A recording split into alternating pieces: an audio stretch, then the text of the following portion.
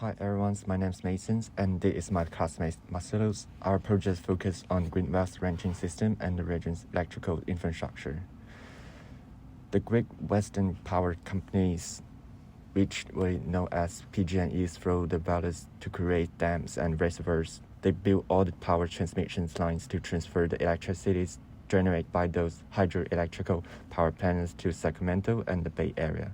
But due to the low water levels problem this year, all the hydropower plants were useless. During our visits to Greenville, residents talk thoroughly about the patchy infrastructure systems that hold them for their everyday labor. Those connecting sustainable ranching products with solar farms that can generate higher economic profits for the rancher and the Greenville residents. However, PG&E's power stairway is not the only issue we're facing. Currently, an unfair systematic problem takes place within the ranching industry. Despite the fact that animal food products have fluctuated in the market, beef value has specifically gone up about 50%, only to benefit the big four corporations, but not the neglected ranchers around the U.S.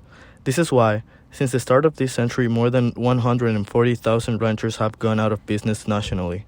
In order for us to connect our topics of interest and mitigate the damages from the current energy grid and the exploitative market, our project intends to rewrite how independence can be achieved by the whole community through the power harvest of California's sunshine.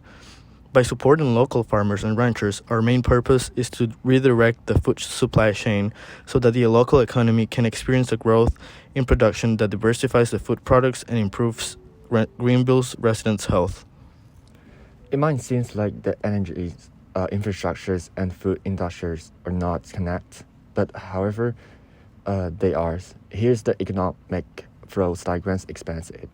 The ranching plus electrical infrastructure can provide local and national-wide economic benefits to Greenville.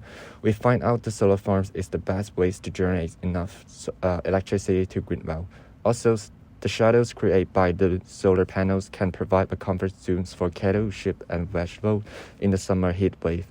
Quick notes, according to the news provided by the Los Angeles Times, there are over 4,000 cattle dead in the heat wave in California this year. In the local flows, we can see how the solar system generates electricity while ranching can bring meat, vegetables, woods to Greenville. At the same time, as the result of Nelson's proposed EV 2035 plans, all the gasoline cars will be stopped selling by 2035. So that will be more tourism and residents will use the electrical car. So it's gonna be important to build a charger station in that areas too. Solar powers provide the ranchers can generate enough powers for Greenville, while the refrigerator serves the food's freezing servers to the farm and the frozen fruits to the residents. At the same time, the excess electricity is stored and provided to the charger stations to offer fast charger service to the tourism and residents. Also, the tourist boards by the charger station can drive economic developments to the ranches and Greenville. The local markets can offer the ranchers and farmers products to boost up the local economic. This leads us to design that our final project was to design a transitional market. Our first step in the regeneration process for Greenville was to reinvent the systems that were previously working to create bigger and stronger connections amongst the drivers of the food industry, the ranchers. Therefore, we created agrodistricts within the allowable zoning and took advantage of the proximity of the ranches to create a brokerage system where the local butchers act as mediators between Greenville's downtown and the ranches, thus reassembling the whole communal spectrum and its economy. Due to the proximity of the ranches, we also designed special opportunities, such as a solar shade pathway that acts as a large structure connected by both an irrigation and solar system that not only maintain the ranches but also provide some outdoor leisure to the adjacent residents. The existing conditions of Greenville's food market are precarious. The Big Four in the beef industry supply most of California meat. Products come into Greenville from long distances in trucks producing CO2. Even worse, the imported products do not satisfy the community diet diversity and the ones they are able to export have now been devaluated. The Dixie Fire is an opportunity that allows for the ranches in Greenville to work in a much more collaborative way, creating thus agricultural districts that come together and blur their property lines in order to produce their own energy through solar power and raise the productivity of their lands, providing Greenville, Taylorsville, Crescent Mills, and others a variety of products for them to diversify their diet. The broker market becomes then a sculptured ground that honors the work and labor of ancient made practices with the current Greenville community with a steep roof structure that allow for solar production.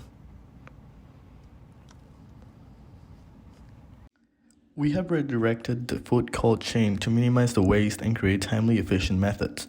A mobile slaughter unit can travel with the food products around the agrodistrict. Once the brokers have mobilized the products to the market, the retail spaces offer the freezers to store these goods. The waste is sent to a biohydro facility that converts the animal waste into energy through a biomass process and the animal's leftover bone structure into fertilizer that goes back to the ranch to maintain a healthy soil. Here's the section cut of our markets. From the left to right is the EV chargers, Broke B markets, center markets, and Broke C markets. We simulate the weather conditions in winter when it snows and in springs when it rains. We design the middle of each market as the snow and water lockers to keep the snows and waters to cool down the refrigerator with the low energy used. At the same time, most of the markets are designed under the ground, which allows it to use the ground heat and cool systems from nature energy savings and provide a comfortable environment to the visitor and the customer. Also, the middle of the center markets can become a place for people to snow fight in the winter or having a Friday market in the summertime. In this page, we are showing how people can get into the markets by the red lines and the blue, the products in the blue. Green lines is the EV, and the yellow roof are showing the roof can get the best solar power. By decommodifying non-renewable energy for ranching practices in the short term, the system can be expanded through every ranch within the whole agrodistrict. The key then is to use it as a collaborative model that allows the ranchers to build equity and restore some losses from the fire, in the hopes that this temporary monetary market structure not only unites ranchers and residents, but also provides some economic relief that can also transition to a new system, educating the community about the importance of a diversified diet and the animal's dignity as part of Greenville's ecosystem. The transitional market rearranges the region's resources and creates smooth transitions between the ranches and Greenville, between a brokerage system and food decommodification, but also from generation to generation.